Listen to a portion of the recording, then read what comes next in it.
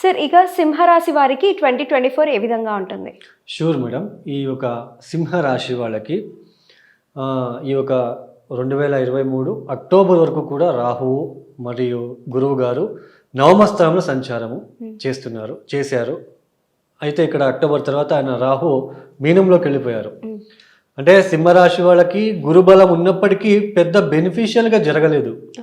Why? Because గురు చాండాల దోషం ఏర్పడింది కాబట్టి సింహరాశికి పంచమాధిపతి అష్టమాధిపతి అయిన గురువు గారు నవమస్థానంలో ఉండడము, రాహుతో కలవడం అనేది ఆయన ఇచ్చే ఫలితాంశాలు కొద్దిగా పూర్ణంగా ఇవ్వకుండా ఉండడానికి అవకాశం ఉంటుంది.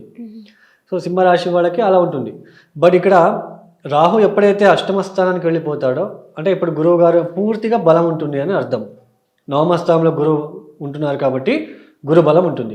తర్వాత వీళ్ళకి సప్తమ శని, తర్వాత వీళ్ళకి ద్వితీయ కేతు.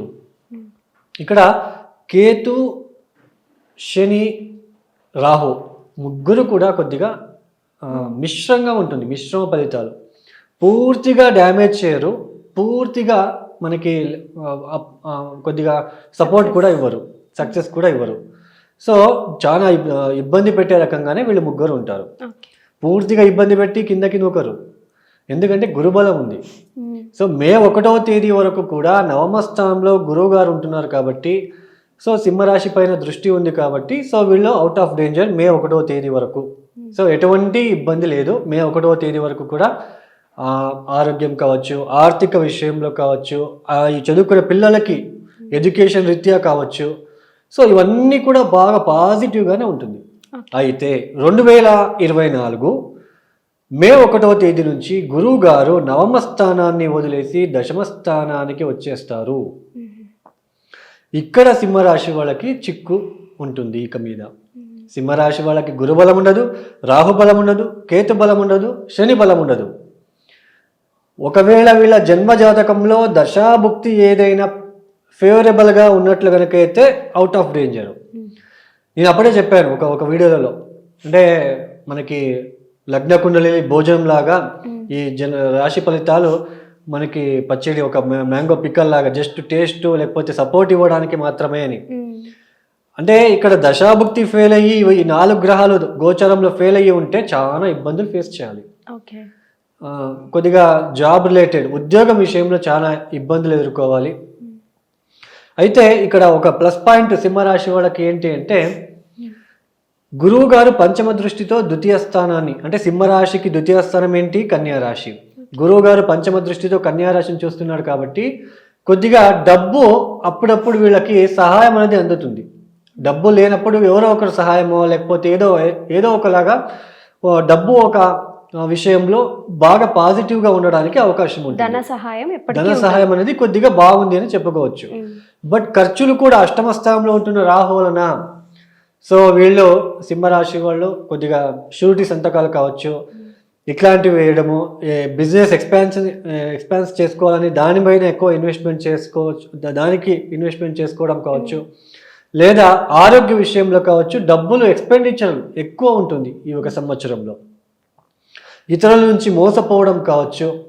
సో సింహరాశి వాళ్ళు ఈజీగా మోసపోవడానికి అవకాశం ఉంటుంది, ఎందుకంటే వీళ్ళకి పొగడతలు అనేది చాలా ఇష్టం.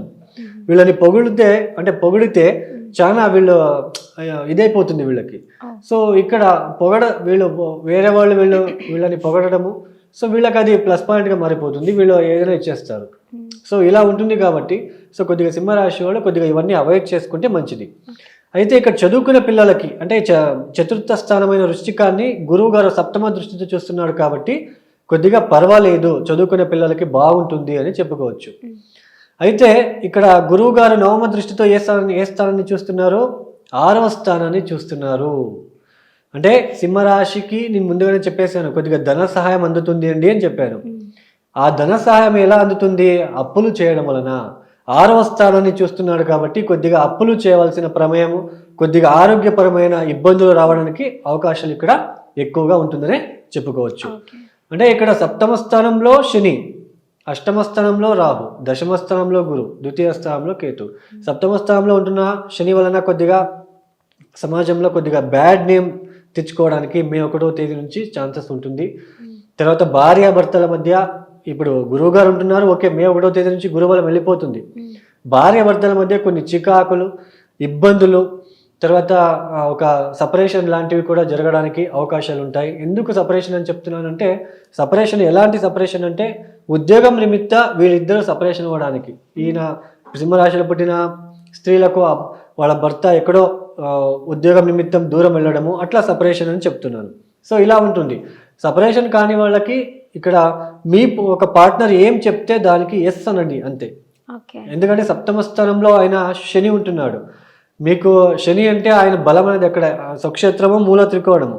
ఆయన ఎక్కువ అక్కడ ప్రెజర్ లేక ఒక పవర్ ఉంటుంది. కాబట్టి మీ సింహరాశిలో పుట్టిన అబ్బాయిలకు కావచ్చు, అమ్మాయిలకు కావచ్చు, మీ ఒక భర్త లేదా భార్య చెప్పినట్టు వినడానికి ప్రయత్నం చేయండి జస్ట్.